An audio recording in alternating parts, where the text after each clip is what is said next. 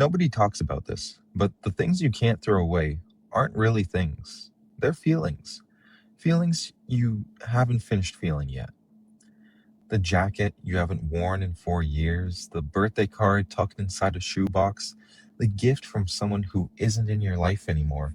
You tell yourself, I'll deal with it later. But later keeps coming and you keep not dealing with it. And the reason has nothing to do with being lazy or being disorganized or being a hoarder. It has to do with something your brain has been quietly doing long before you were even aware of it. And today, I want to tell you what that is. I want you to picture something. There's this place in your home. Maybe it's a drawer in the kitchen. Maybe it's a box under the bed. Maybe it's a shelf in the closet, the one you never really look at. And in that place, there are things. Things that don't work anymore, things you haven't touched in months, maybe years. A pen that ran out of ink, a charger for a phone you no longer own, a receipt you kept for no reason, a small gift still in the box, a card from someone. You've stood there before, you've picked up these things, held them for a second, and put them right back down. And every single time you say the same thing, I'll deal with this later. But here's what's interesting. Later keeps coming, and you keep not dealing with it. And if you're being honest with yourself, it's not really about the time. It's not that you're too busy. It's something else. Something that feels like resistance. Like some quiet part of you is saying, not yet. And I want to tell you, that quiet part, it knows something you don't. Because here's what happens when you actually try to throw something away. You pick it up, and immediately the argument starts. I haven't used this in 2 years.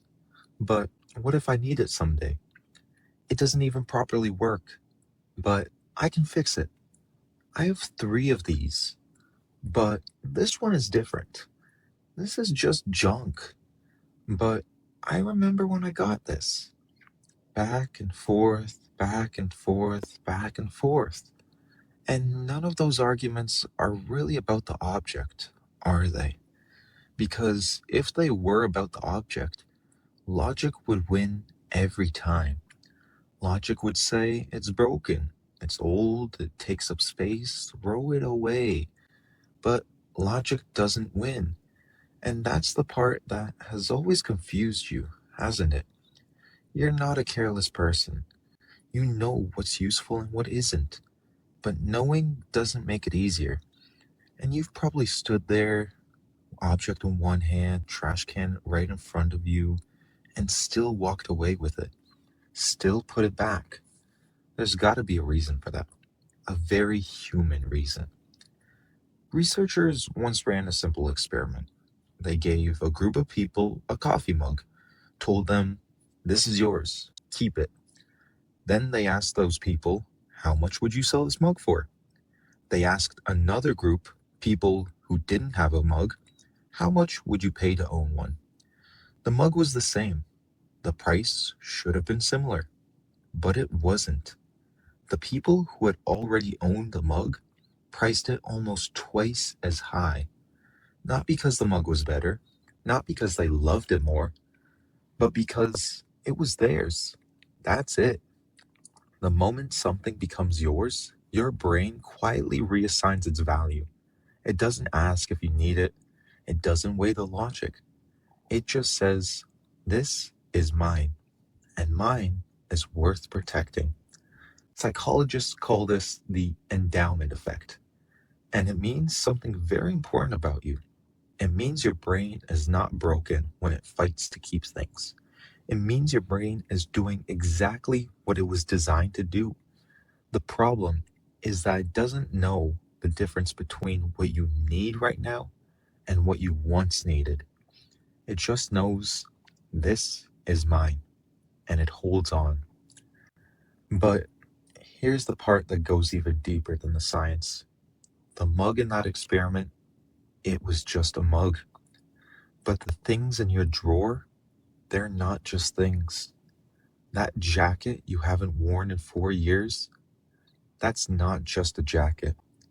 That's the year you wore it, the person you were then, the night you felt like yourself for the first time in a long time. That birthday card in the shoebox, that's not just a card. That's a voice. Someone who sat down and thought about you. Maybe someone who isn't here anymore. Maybe someone who used to be closer. That broken gift, that's not just broken plastic. That's the relationship, the hope that came with it, the version of things you thought were going to work out. You see, objects are containers, and what you've been storing inside of them is not clutter. It's memory, it's love, it's grief, it's who you were and who you hoped you'd become. And somewhere along the way, your brain figured out that the safest place to keep all of that was inside the object itself. Because the object, you can hold it, you can put it on a shelf, you can close the drawer and know that it's still there. But the feeling, the feeling is harder to hold. So when you stand over the trash can, ready to let something go, what your brain is actually processing is not decluttering, it's loss. It's the fear that if you throw away the object, you throw away the memory with it. That if you let go of the thing, you let go of the person, the moment, the version of you that lived inside of it. And that's not dramatic. That's not irrational. That is grief. Most people don't name it that way, but that's what it is.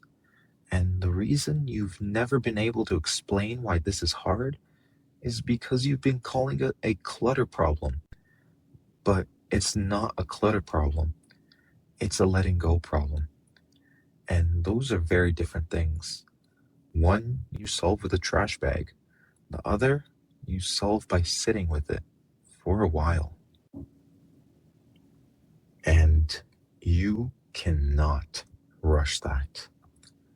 Listen, I want to say something to you, and I want you to really hear it. You are not disorganized. You are not a hoarder. You are not someone who just can't get their life together. You are someone who forms deep emotional attachments, someone who holds things, because holding on is how you learn to survive the fear of losing. Someone whose brain has been quietly trying, in its own imperfect way, to protect what matters. And there is nothing wrong with that. That is not weakness. That is what it means to be someone who loves deeply, who remembers, who feels things, even when the feeling has nowhere left to go. The drawer isn't a mess, it's a map of everything that meant something to you. And the fact that you kept it says something real about who you are. You don't have to throw it away today, but I want to leave you with one thing. The next time you pick something up and feel that pull, that resistance, that quiet, not yet, don't ask yourself, do I need this?